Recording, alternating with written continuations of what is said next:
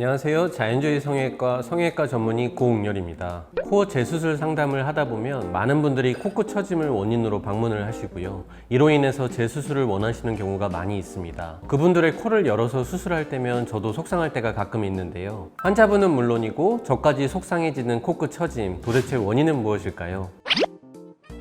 먼저 코끝의 중요성에 대해서 말씀을 드리면, 코끝은 코의 길이감을 결정하기도 하고 코끝의 위치에 따라서 사람의 이미지가 많이 달라지기도 합니다. 그 다음에 코끝의 높이에 따라서 우리가 말하는 흔히 직선, 반직선, 반버선, 버선 디자인이 달라지기도 하고요. 예쁜 코의 완성은 그래서 코끝이란 말이 생겨난 게 당연하다고 생각합니다. 우리가 코 성형을 한 이후에 코끝이 떨어지는 이유에 대해서 알아보려면 먼저 코끝 성형이 어떻게 이루어지고 진행이 되는지에 대해서 알고 넘어가셔야 할 것 같습니다. 제가 그러면 코 모형으로 간략하게 코끝 성형이 어떻게 이루어지는지 설명해 드리도록 하겠습니다. 실리콘이라는 건 미간부터 코끝 전까지 위치를 하게 되고요. 이게 보통 콧날개 연골이라고 하는 건데, 이 콧날개 연골의 안쪽에 우리가 말하는 비주 부분에다가 기둥을 받치게 되는 거고, 그 기둥을 어떤 재료를 써서 어떻게 받추느냐에 따라서 코 성형의 방법과 재료들이 달라진다고 생각하시면 됩니다. 코끝을 마무리해서 올리는 거는 원장님들마다 사용하시는 재료들이 다 다를 수 있는데,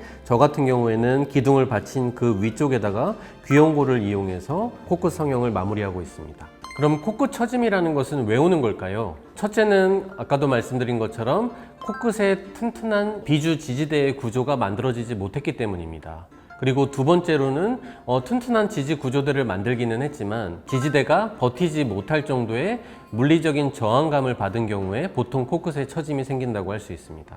코끝 처짐은 우리가 코끝을 만드는 과정에서 귀연골을 썼냐, 비중격을 썼냐, 이런 단순한 문제라기보다는 비주에 기둥을 받쳤는가, 그리고 그 받쳐놓은 기둥이 튼튼하게 받쳐져 있는가가 중요하고요.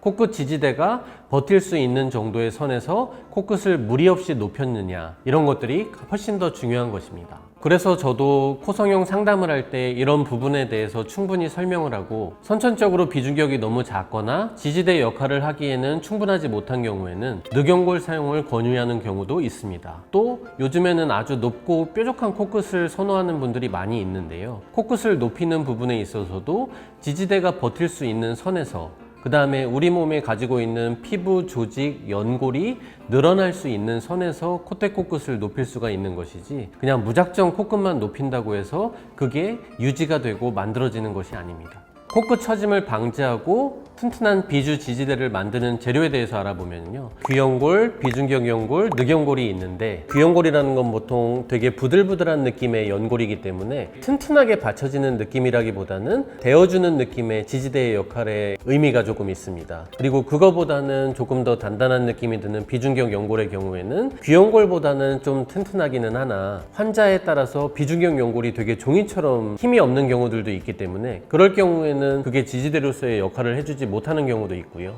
또는 양이 예를 들면 제 손톱 정도의 크기밖에 안 되는 분들도 굉장히 많이 있기 때문에 그럴 때는 지지대를 받쳐줄 수가 없게 됩니다. 그러면 결국 최종적으로 쓸 수 있는 재료는 늑연골이 될 수밖에 없고요. 이 늑연골의 장점이라고 한다면 기증 늑연골이든 자가 늑연골이든 필요한 양의 충분한 양을 채취해서 수술을 진행을 할 수 있게 되고요. 그렇기 때문에 양이 부족해서 생기는 문제가 사라지게 됩니다.